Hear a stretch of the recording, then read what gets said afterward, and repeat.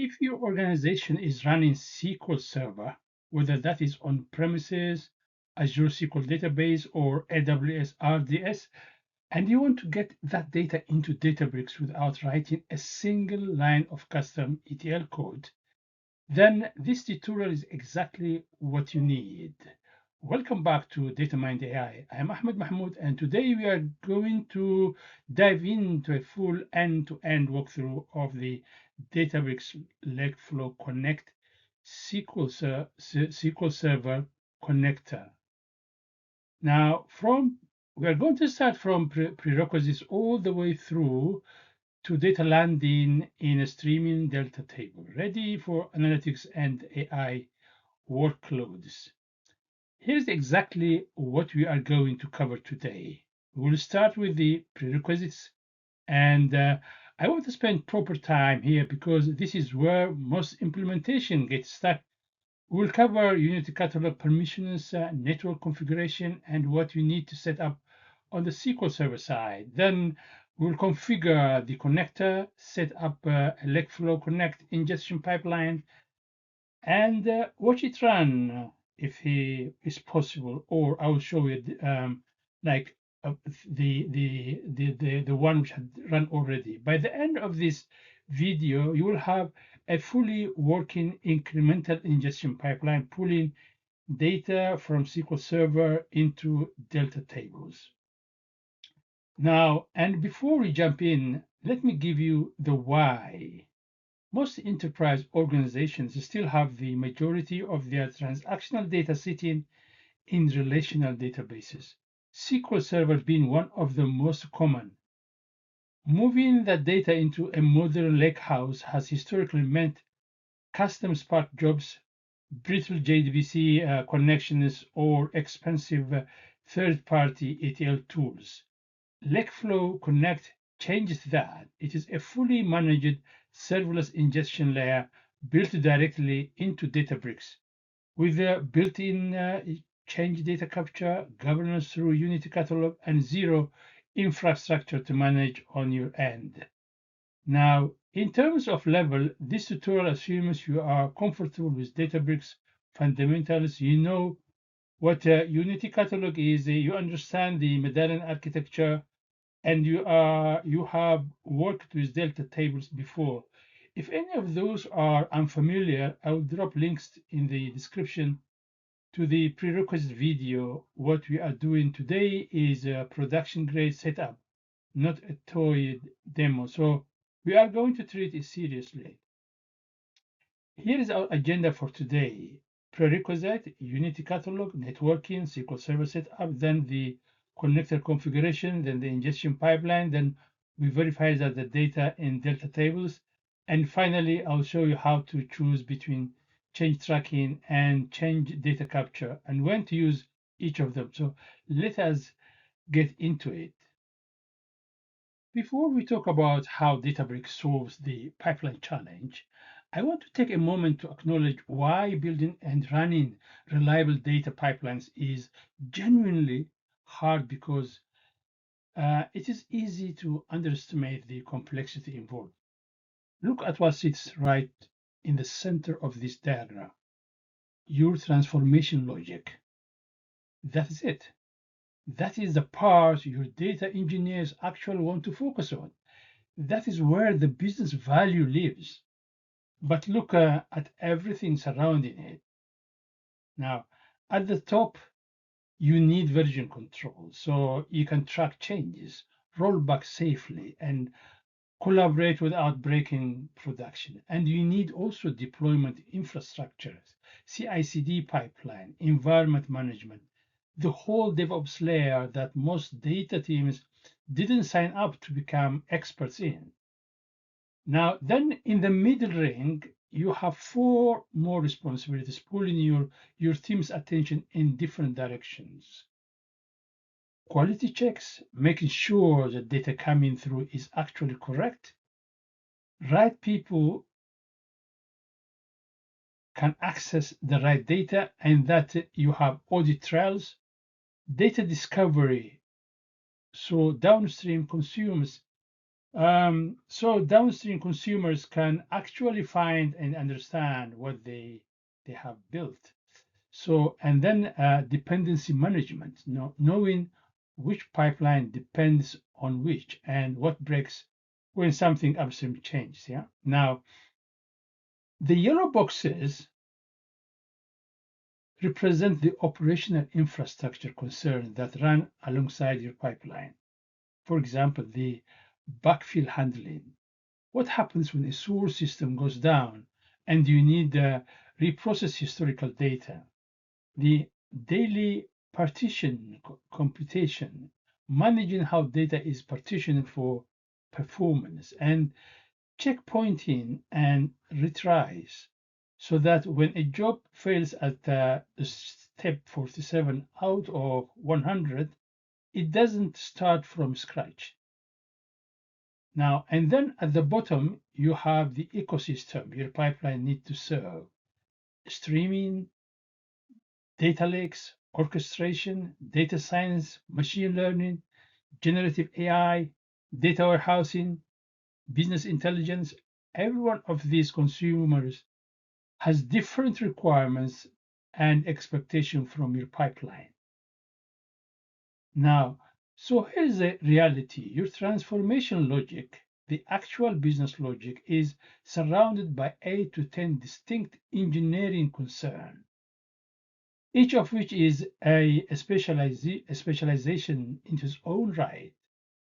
Most data teams end up spending more time fighting the surroundings.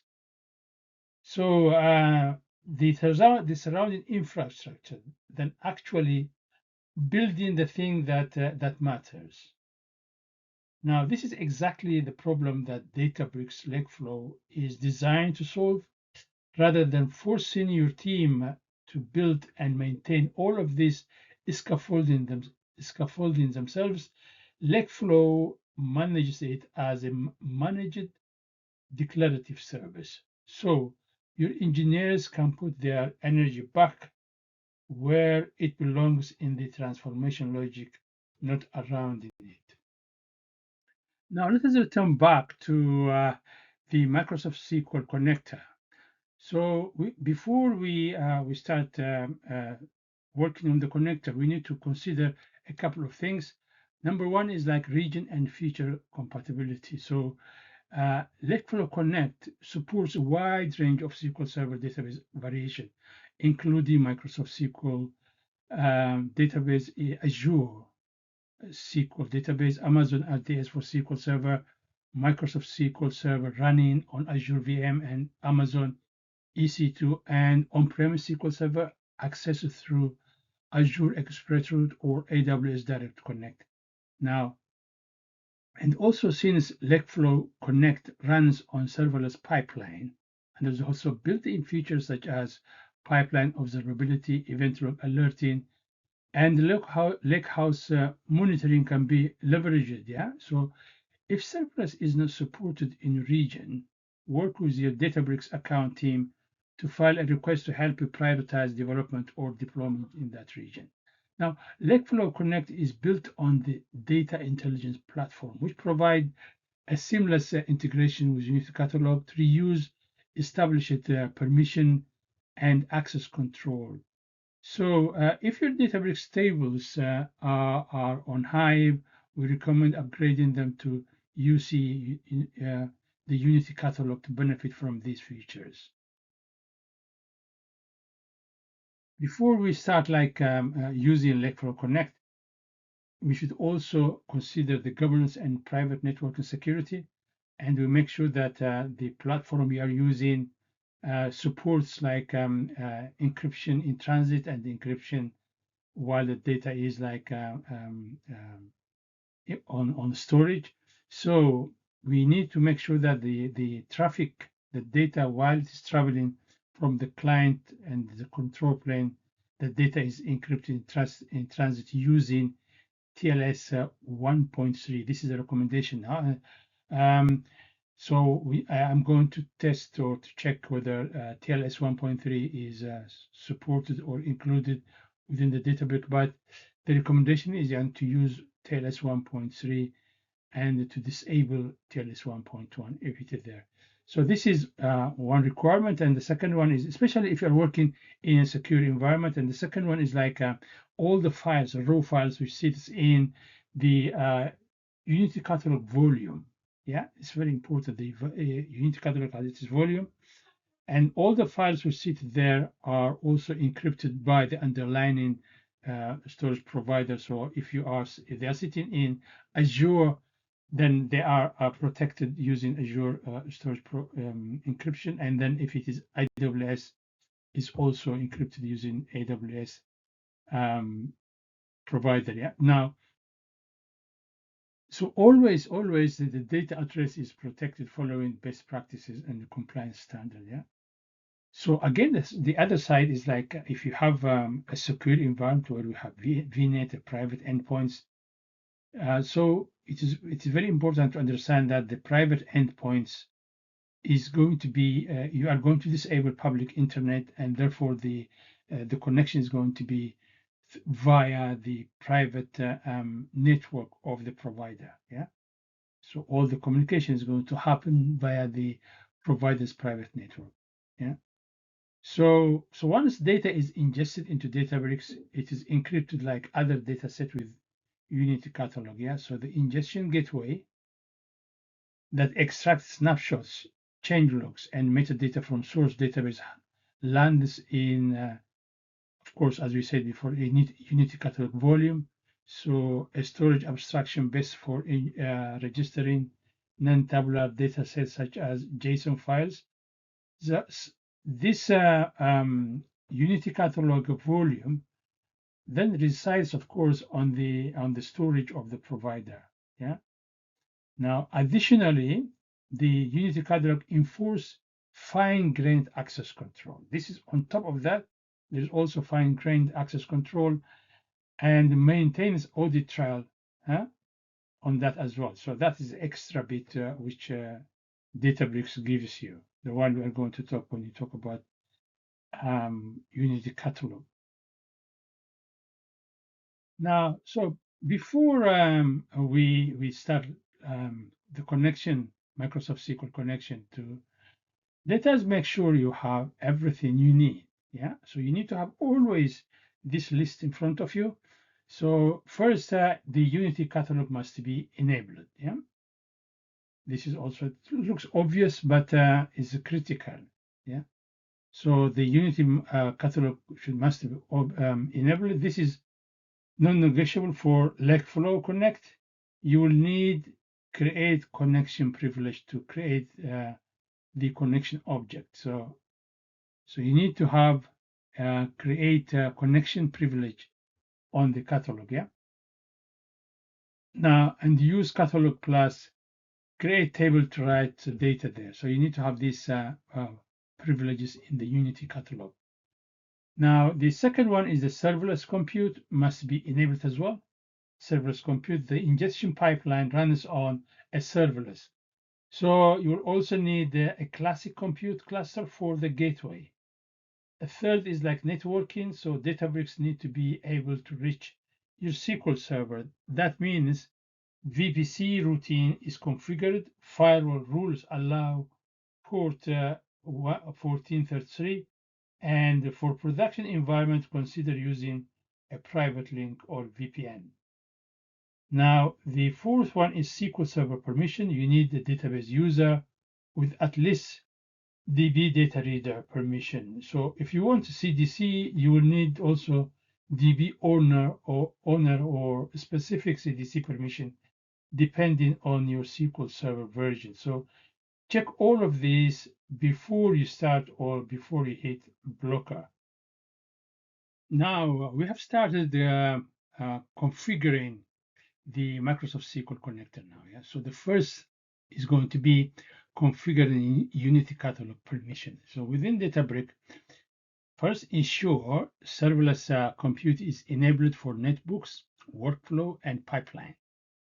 And then validate that the user or service principal creating the ingestion pipeline have the following Unity catalog permissions. Yeah, this is very important. So So whoever the service principal, always the good practice is to create a service principal for ingestion and not a user. But again, if your organization allows it to use a user, is okay. But service principal will be the best, the good practice here. So if you have service principal, you have created service principal, then you need that service principal need to have the following Unity catalog permission.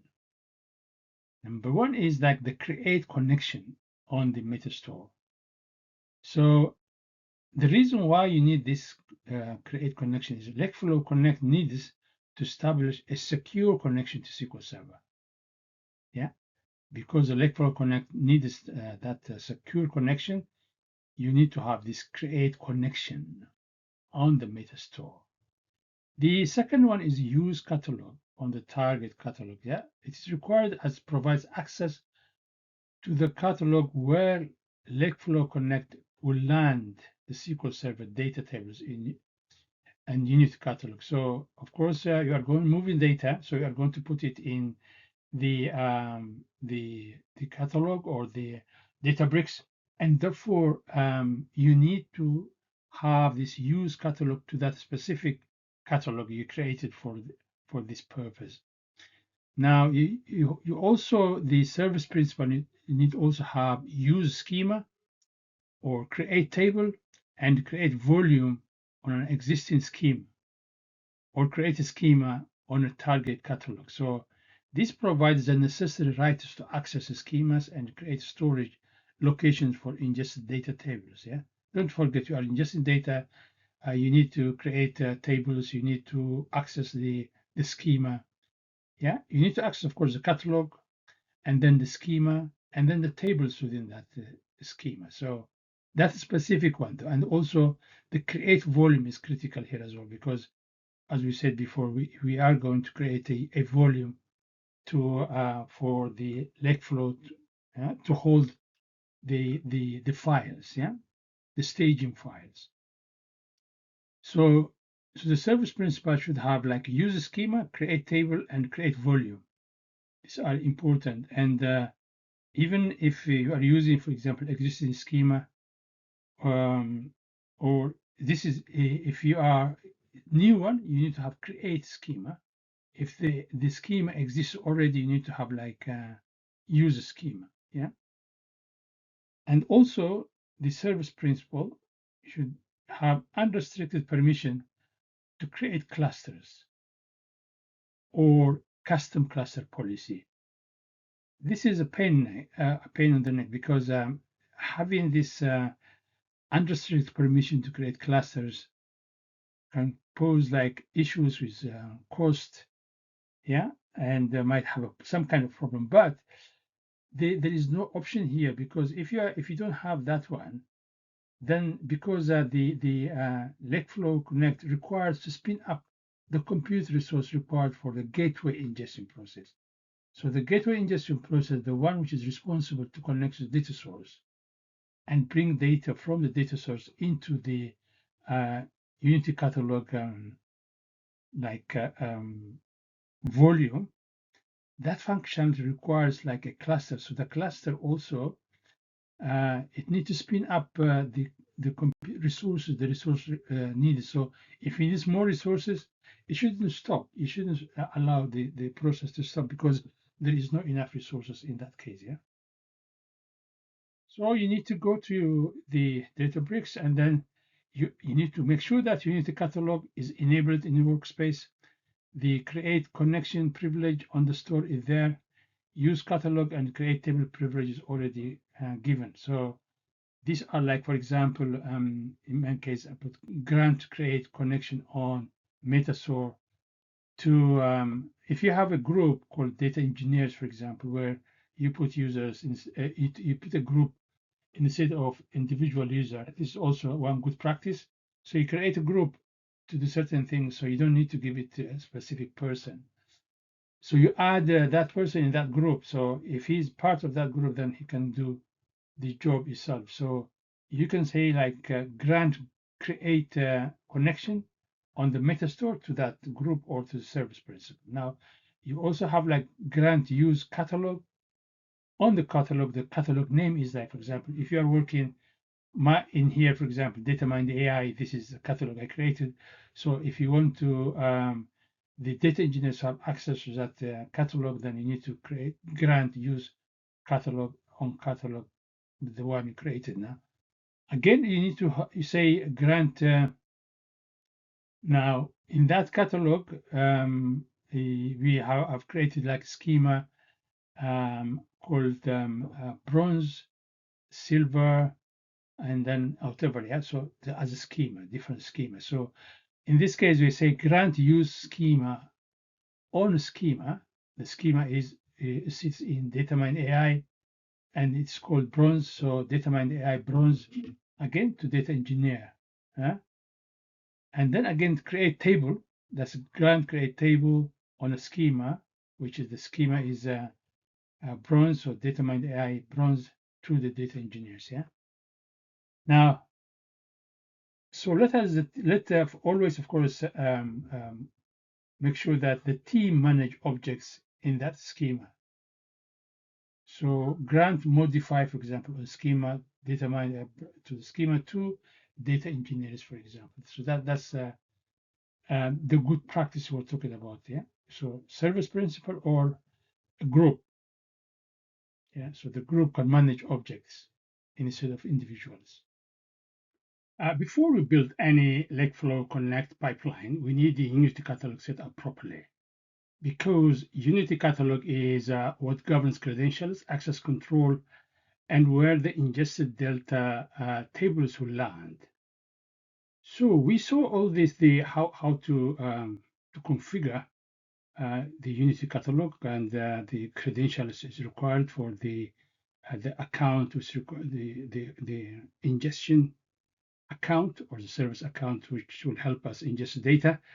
So we saw that bit, and now I'm going to spend like a minute or so on this Unity catalog architecture, because it is very useful.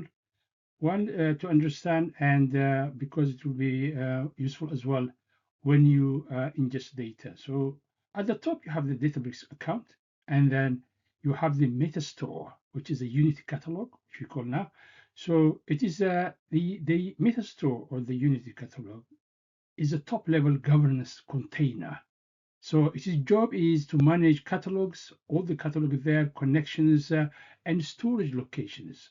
And beneath the metastore are catalog. Catalog are like a logical grouping of schemas, for example, or what you can call is like logical grouping of any kind. For example, it could be department. You can have like HR, finance, student administration, or enrollment, whatever, like a consistent, unified look of the organization. So you can group them together as if you are aware, or if you have worked with the mesh architecture. So that is also an important side to that. So you can group like departments who have like similar activities, and the people who know about that specific activity, specialize in that activity, and who have an owner.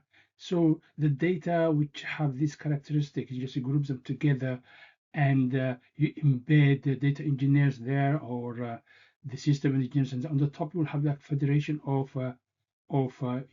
the governance. Yeah, so you federate the access control in that sense. So if you have similar arrangement, then the catalog also will be a candidate for that. You have also like domain. We call it domain, that one. So you would have an HR domain, or a finance domain, or any kind of such domain. Also, if you have environment, for example, you might have dev environment, UAT, prod, that kind of environment. Also, you can put it in the same catalog, because it is a logical grouping. And also, if it's a platform as well, you can platforms also, you can group them in that sense. Now, for each catalog, there will be a schema. So that's what we say, like grouping of schemas. It will have one catalog, and then for each catalog, there will be schema. And schema is like in other systems or other database, relational database like SQL, Oracle, it's like saying database, yeah? So it is equivalent to database. This is schema, what we call schema here. See, it is like groups related tables together. So we can say, for example, if you work with modern architecture, we can have like a bronze schema, silver schema, gold schema. So a so what you do is like related tables which belongs to the bronze. You put them together, puts the curated data together, and the aggregated data also together as a gold. Now, beneath that one, which is the tables and functions and so on. So this one is the governance layer where the centralized access control sits, and then you have data lineage tracking the tables and tracking the functions, which one goes where, and then you have credential management as well as secure connections and auditability. So that's like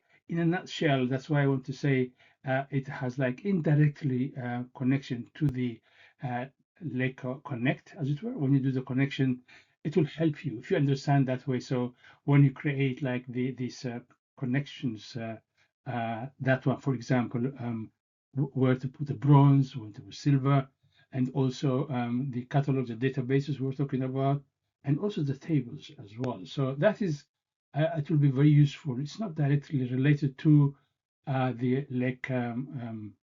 the Lakeflow Connect. Now, permission are only half the story. Before data can flow from your SQL Server into Databricks, the network path has to be open and secure. So this one will cover this section will cover the networking prerequisite, and in many experience, this is uh, from my work in data as a data engineer in a different area, even as a head of system development in NHS. Now, this one is the most important part, and this is where most real implementation also gets stuck, this networking area.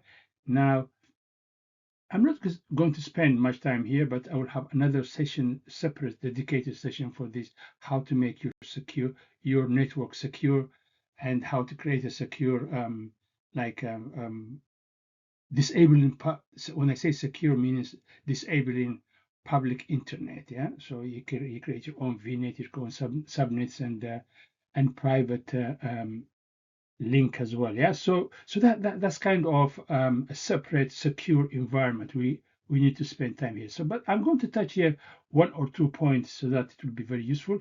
So, so what we need is like you have SQL in one place, even if they have the same cloud. It could be in Azure. Databricks could be in Azure, and SQL could be in Azure. But they will be in different VNet, and therefore they cannot communicate just like that. So you need to do something for them to communicate. So the communication could be via VPC or VNet routing. Yeah. So also you need to open the port 1433 in your firewall rules. So that is the default SQL Server port. And then for anything going to production, seriously consider private link. Yeah. It eliminates public internet exposure entirely. So for workspace itself, you want a customer managed VPC or VNet, use private subnets for your cluster nodes, yeah? No public IPs, and make sure your routing is correct. Whether that is not gateway or for outbound traffic or a controlled egress path if your organization has a specific requirement. So ideally, your database sits in the same VPC or VNet as your Databricks workspace. That is the simplest one. So lowest latency, most secure option. If it's a different network, you will need to configure security groups, routing, and DNS resolution carefully. So once networking is sorted, you are then ready to create your Unity Catalog connection, which registers your credentials securely and then set up the Lakeflow Connect ingestion through the user interface. So the network piece is foundational. Everything else builds on top of it. Now set up the Azure SQL Server. Now let us look at the source side. Yeah, specifically what needs to be configured on your Azure SQL server before Lakeflow Connect can ingest from it. Now, the first thing to check is your SQL Server version. So you need at least SQL Server 2012 to use change tracking, but the strong recommendation is 2016 or later. If you are on older version, so this is a good prompt to have that upgrade conversation. Yeah. So 2016 gives you more reliable CDC support and removes the Enterprise Edition dependency. Now, next, configure a dedicated database service account, specifically for Databricks ingestion. So don't reuse an existing admin or application account. Dedicated account means clean audit trials, easy rotation, and less privileges copying. So the privilege requirements vary slightly by cloud provider, so AWS or Azure and GCP each have specific documentation, so validate against the right one for your environment. Yeah.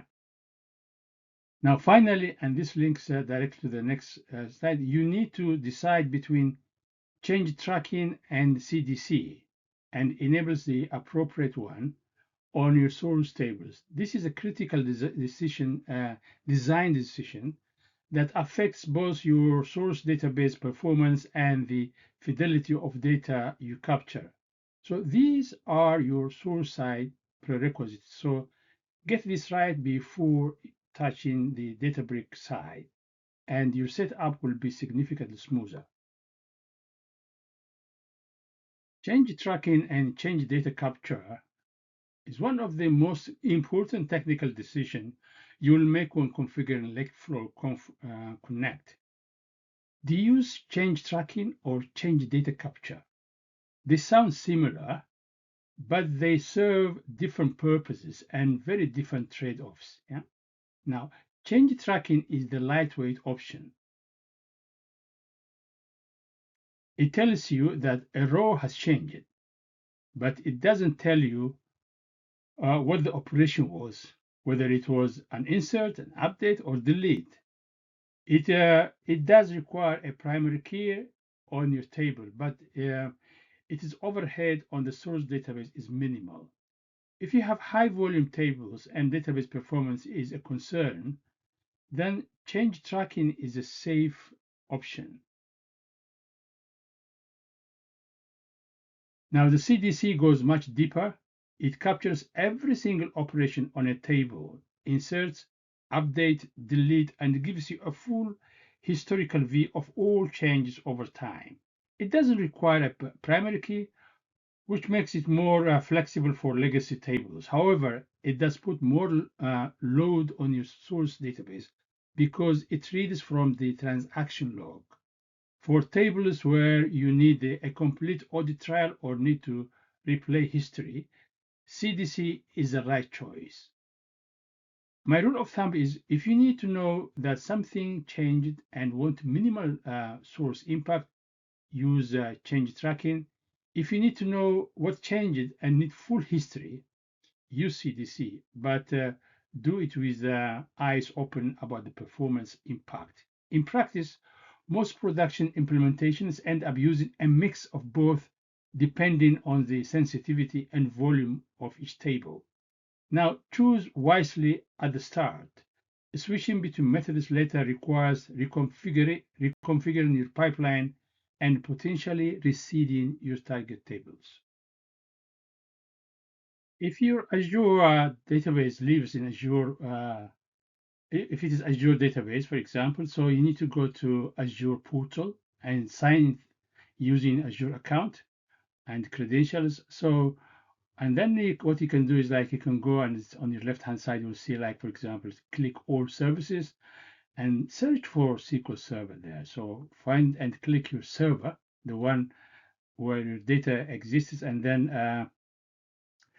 and check the tables just normal checking. As you can see here, this is not Azure SQL Server, but it is SQL Server in my desktop where I just ingested or loaded student dummy data or synthetic data, as you can see here. So this is like the data looks like this, and the same thing if it is in Azure SQL Server, also you will see similar things there as well. So once you go there and check the data structure, and then also check the credentials, we're talking about very specific credentials you need to create. And after that, you start like, for example, do the CDC side of it, because as we mentioned before, you need to configure the SQL Server for CDC and the change tracking as well in SQL. So you need to go to SQL and configure them to do that kind of activity. So that is what we're going to do next. Yes, now before replicating or ingesting data to Databricks, so you need to either change data capture or change tracking, or both must be enabled in SQL. So in here, I'm in SQL as well, and how to enable them is configured here. There's two scripts here. One is alter database, and then your database name, and then you say set change tracking to on is equal to on, right? And then you can say how many retention, how many days you want it to be there for 3 days, for example, and the auto cleanup is also on. This command enables change tracking for the database with the following parameters. For example, the change retention is equal to 3. This value tracks change for 3 days, which is 72 hours. So a full refresh will be required if your gateway is offline longer than the set time. It is recommended that this value be increased if more extended outages are expected. So the auto cleanup is also on. This is the default setting. To maintain performance, it automatically removes change tracking data older than the retention period. So when both scripts finish running, review the tables section under SQL Server instance in Azure and ensure that all CDC and CT tables are created. So for the change data capture, you need to execute store procedure here. So executes, it is on sys on a sys schema, and it is called SPC CDC underscore enable underscore table. So you need to do it for each table here. Yeah. So you need to say at source schema, and you need to give the schema name, and then a source name, which is the table name here. I put SRS underscore STU. This is the name of a table in a university environment. So and then you have a role name and supports the change. But the important bit is the table. So it is per table. So you need to go in each table and do the working. Now everything is done now. The background we have done, we configured the Unity catalog in the Databricks, and also we have enabled CDC and change tracking in SQL. We have created the username and their credentials also in SQL. So everything is ready. Now we start like the connection, and we will start with the Lakeflow Connect for SQL database. So if you are using the user interface, yeah, we need to get it. Of course, you will get it from different places. The if you go, for example, like Databricks user interface, if you go to click new button at the top left, and then you can select either add or upload data to give you that section, yeah, and then select SQL Server option from there. As you can see here, there is a screenshot there. So you will get like a list of databases and sources to choose from. In our case, it is SQL Server option. So you can go there and then click that one. So even if you go to in data ingestion, you will see a section called Databricks connectors. This is where all native connectors live. Yeah, SQL Server, MySQL, Postgres, SharePoint, all of them. You can access it through add data, add, or you can access it also via data ingestion as well. Now, when you click the SQL Server, this opens the Lakeflow Connect configuration wizard. So you will see that the SQL Server option with a logo, click it. Now you are in the wizard. You will walk through each page step by step once you go there. So that is step number one. So navigate to data ingestion user interface. As I said, click new and then add, and then you will see a list of, as you can see here, a list of data sources, and choose, in this case, SQL Server. Yeah. Now, this is a very important. Step number 3 is to configure ingestion gateway. This is the one which is going to take to go to the source data, ingest or load data from there, and put it into Unity Catalog volume. So you need to configure that one. Now, if you have like the free version edition, because there is no cluster compute or classic compute, that is, yeah, you need classic compute, and therefore you would not see the gate name there. So you cannot. It is not difficult. It is difficult to configure it that way because the ingestion gateway requires classic cluster. It's not so. With the free edition, we have only serverless.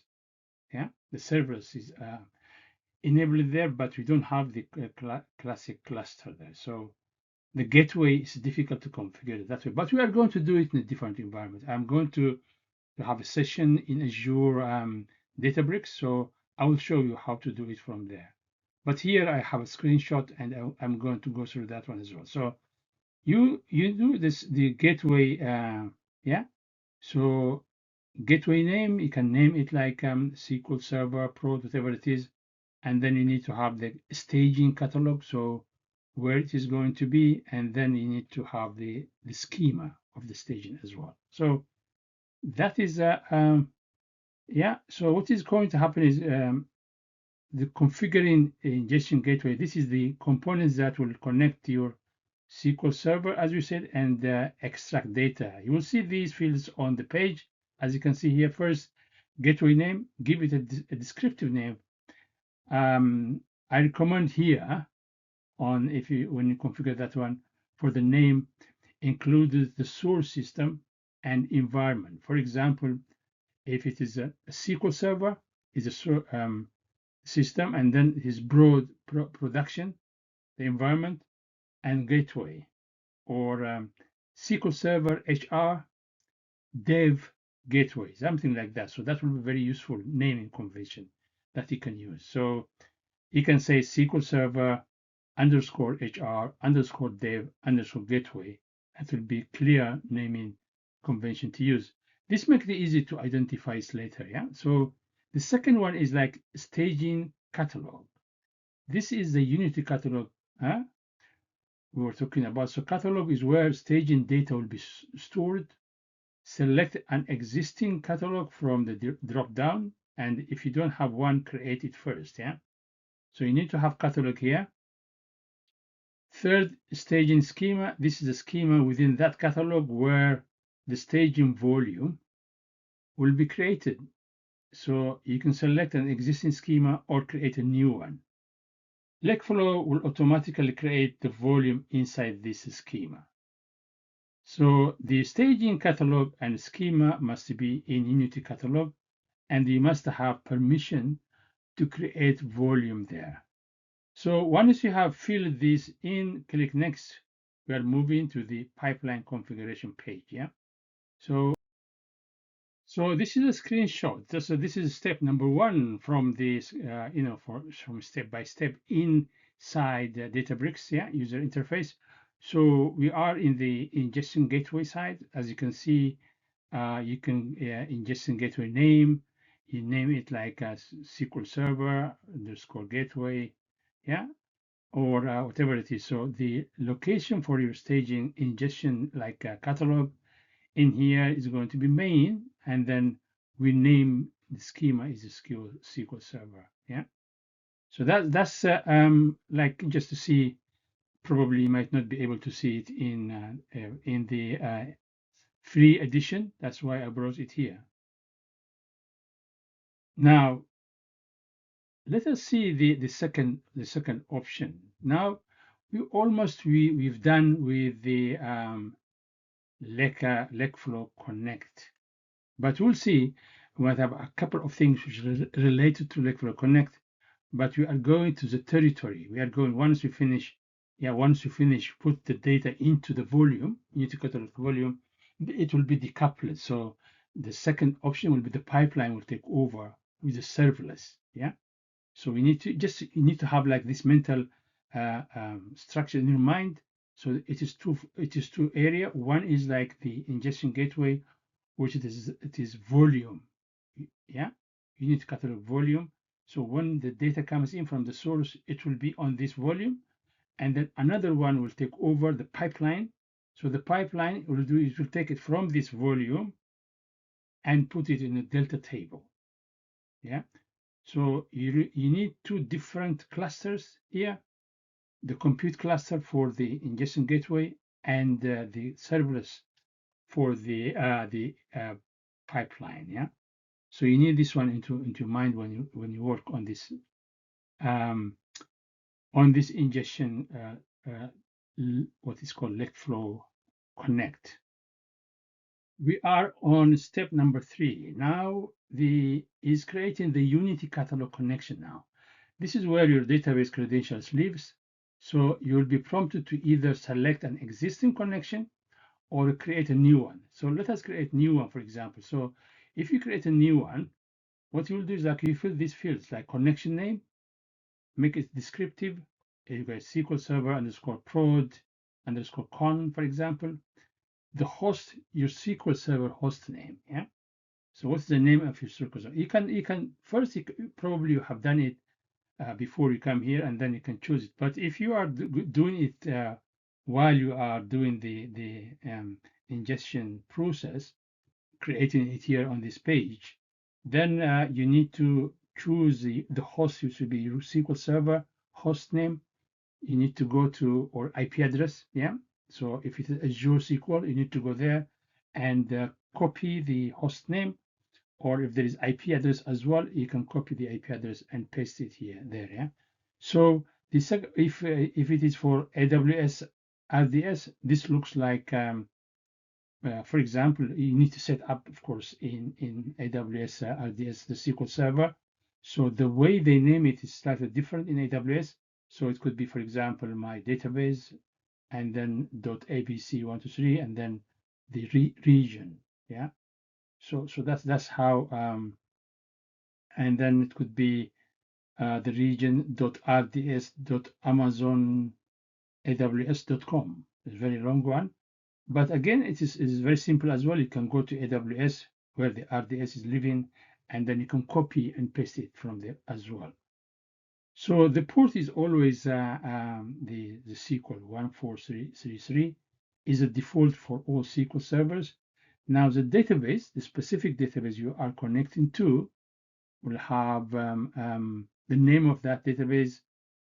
You would have the username, your SQL Server authentication username here, the password, which gets encrypted and stored securely.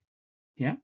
So my recommendation is that you don't need to create it here, but you need to put it in the Unity catalog in the first place, and then you give it a name, and then you pick it from here. But if the need arises, that's how you do it. Yeah. So these credentials are stored encrypted in Unity catalog. They are never exposed to code, logs, or configuration. Yeah. This is a major security improvement over hard coding credentials or storing them in environment variables. So this is much secure than environment variable or hard coding them, but it's not as secure as putting them in a vault, for example. Yeah. So after filling this is in, click test connection. Databricks will try to connect to your SQL Server. If it's successful, you will see a green check mark. If it fails, you will see an error message with a red one, of course, as the usual one. Yeah? Usually network issues, wrong credentials, or firewall blocks will be the problem. Don't proceed until the connection test is successful, because you are not going to do anything if there is no connection. Now, this is again we are still on the same page. So the second step is like configure the ingestion pipeline. As I was talking before, this one is another step. So this is the pipeline now. This replicates the CDC, the CT data source, and the schema evolution events. So a SQL Server connection is required, which is created through the user interface. Yeah, so you can say you can also create the one we've done before. I mean, you can put it in code, create connection, give it a name, and then you can say the type is SQL Server, the options are, and then open bracket, and then you put the host, the port, the user, and the password. Yeah. So and then you can put as you can see, the destination, and you will say the connection name, and if you created a connection, of course, who the owner is, yeah, all this stuff, and then create the connection. Yeah. Now here I have a couple of options. Now selecting the SQL Server is a source. We are talking about the source now. Selecting the SQL Server tables from replication, then select the best option would be to select the whole schema to be ingested in Databricks instead of choosing individual tables to ingest, unless, of course, that's the requirement. If you don't include certain tables, and you have a specific list of tables, it's okay. But the best one would be you need to choose a schema, the whole schema, and then it will ingest it for you, the whole lot of the table. So the whole schema can be ingested into Databricks during initial exploration or migration. So if the schema is large or exceeds the allowed number of tables per pipeline, so if it has very long list of names, then you can Databricks recommends splitting the ingestion across multiple pipelines to maintain optimal performance.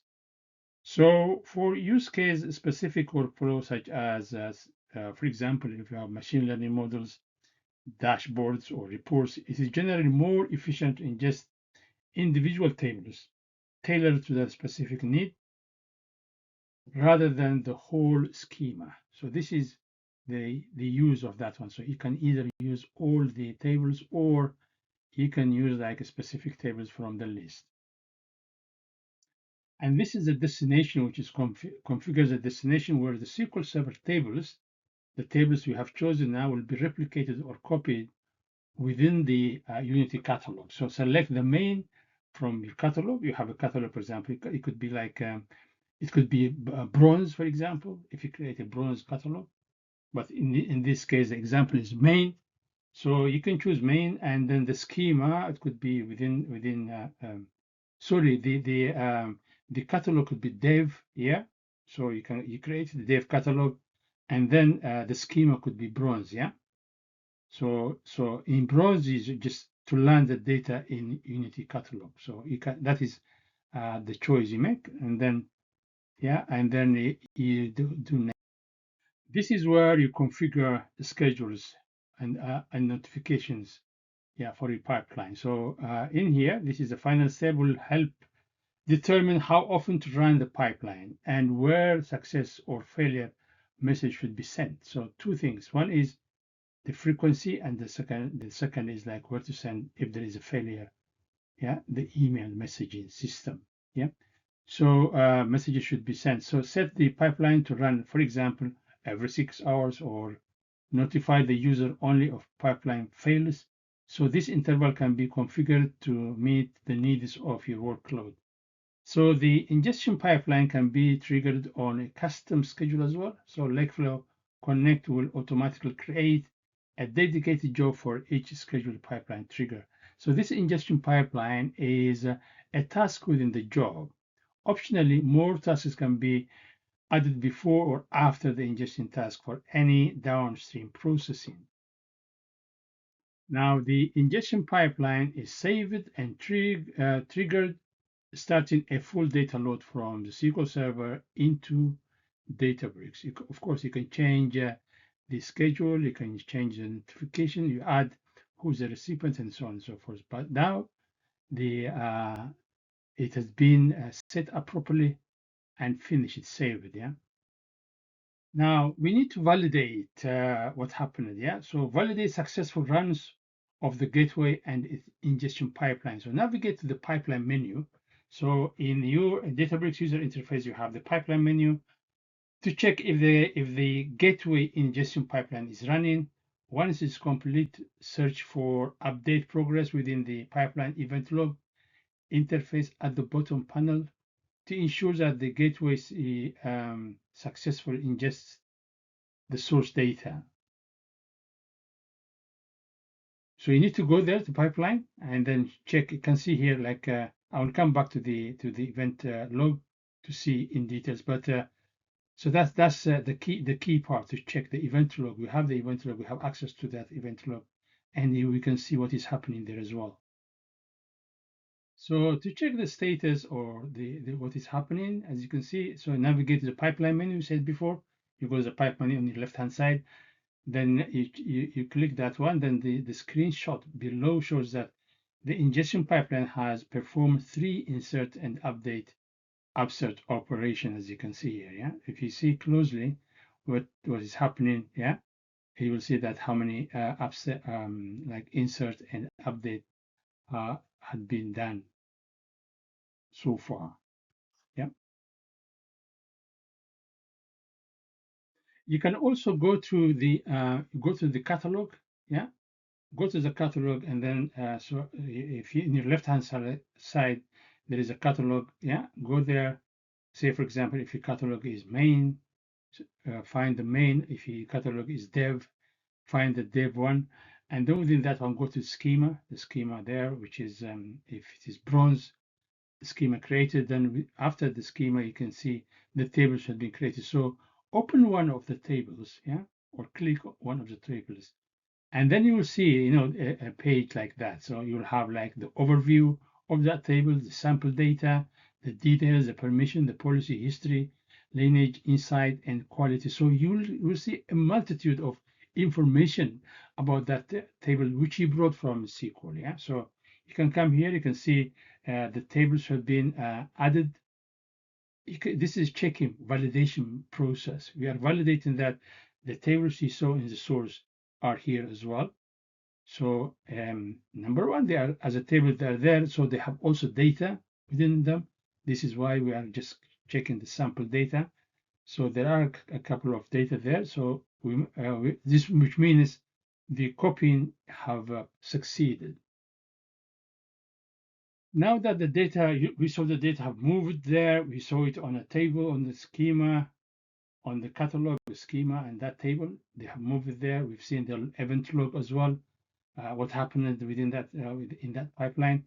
Now let us just check whether the CDC is working. Yeah. So if you go to SQL Server and then insert some data, extra data. For example, here I'm just testing that one. So you can insert into the table which we are working in, and new data, and update. You do the update. You also delete some data and see your work here, and then you go to Databricks and see what's happening. Yeah, this is a quick check.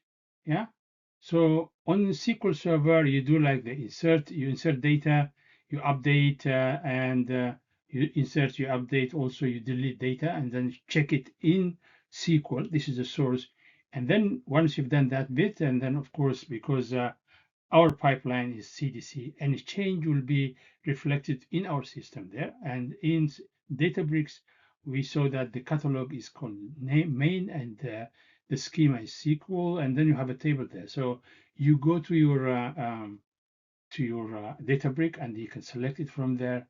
So this should be the same as well. So the change you made there should also appear in Databricks. Yeah. So this is again a validation process. That's what we are doing now. And how do you check about the schema evolution? So again, you go to SQL.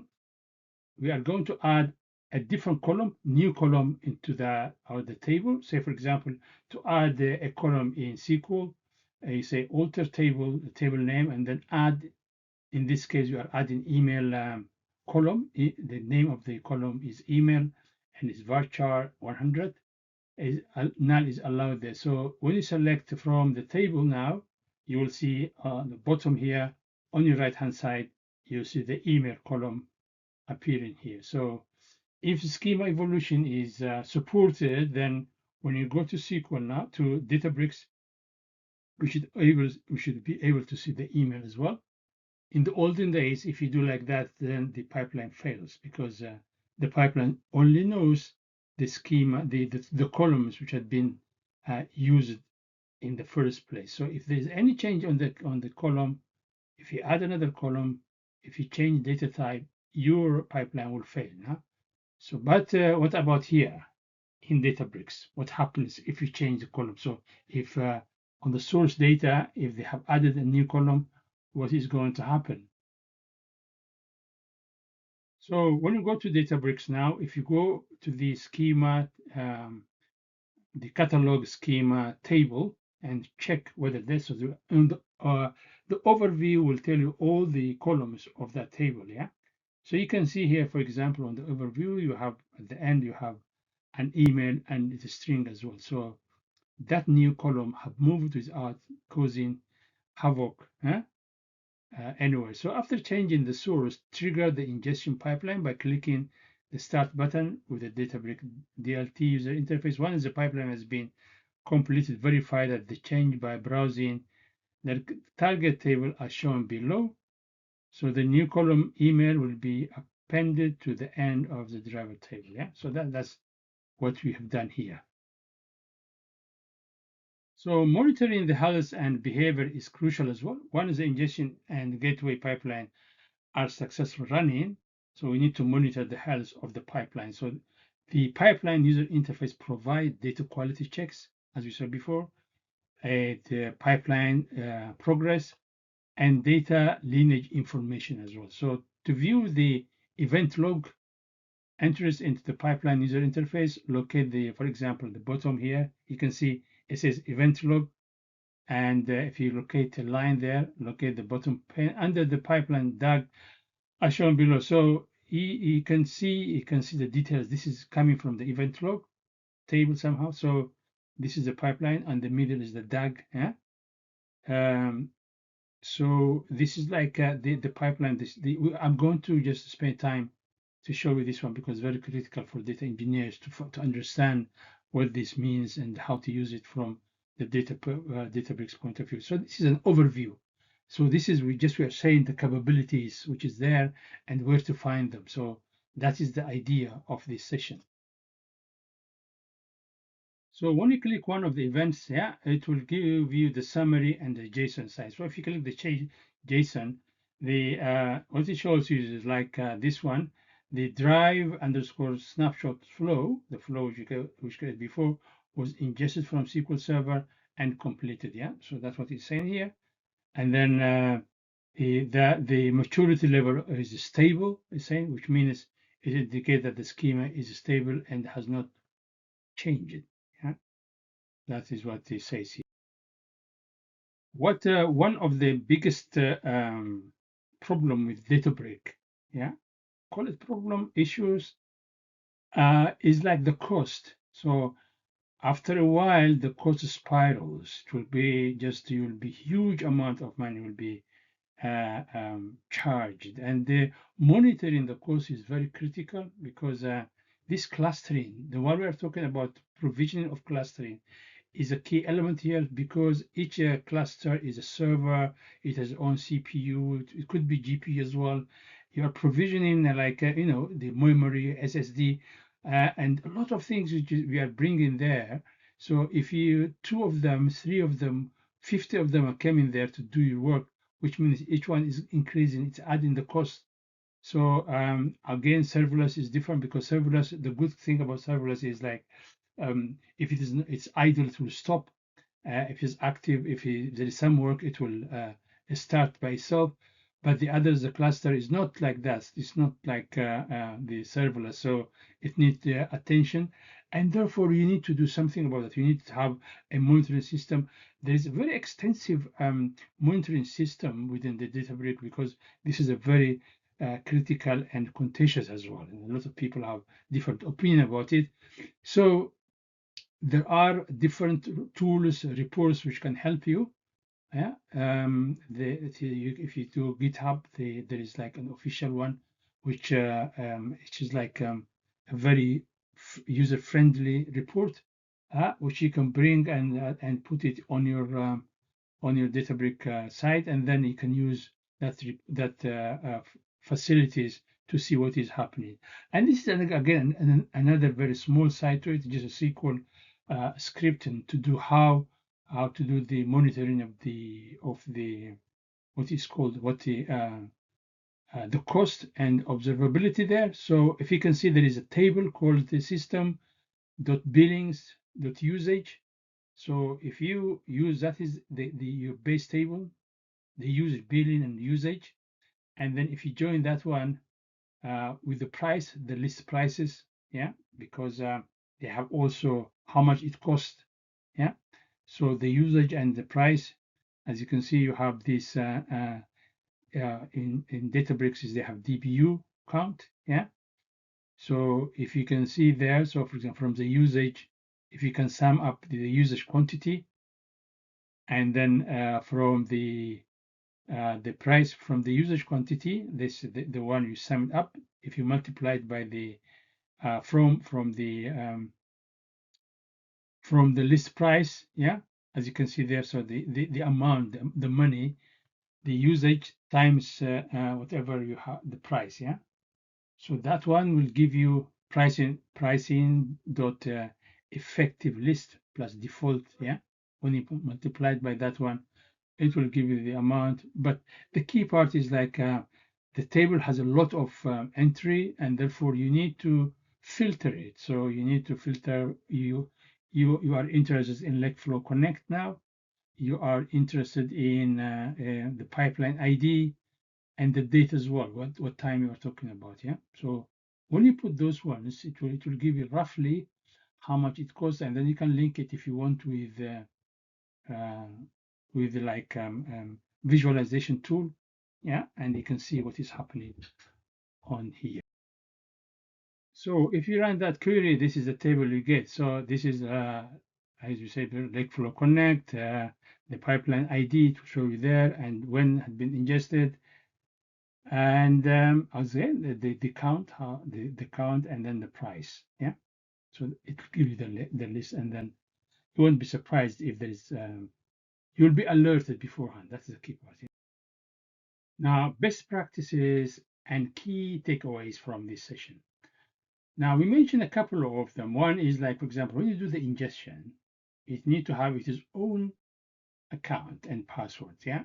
And it have also privileges, which is necessary for the ingestion. This is a very important concept, the list privileges, and also saves a lot of issues. The other one which we haven't mentioned is the DAB, utilize the DAB. This is a pipeline, CI/CD in Databricks. So I'm going to dedicate a specific area to that one. So that's why I didn't mention it here. But again, the CI/CD and putting the Lakeflow Connect within that CI/CD will be very useful, and that is a way forward when we do like our configuration of our pipeline. So we need to configure the DAB, yeah, which is like CI/CD, and then what happens like you don't need to do a lot of work, and you need to write the code, and the rest will be taken by the configuration by this DAB, yeah. So it will move the data from place to place, even especially when you have the medallion architecture, it can move it for you from one to the second one as well. The other side is like the change tracking. What do we do with this change tracking? We just mentioned before. You can mix them, or if there is a primary key. The key idea is like if there primary key or not. Yeah. If the table has primary key, then use change tracking. If the table does not have primary key, then use CDC. So that's another distinction, but my recommendation is to have both of them, yeah, whenever necessary. So that's, wow, we have reached the end of SQL Server Connector.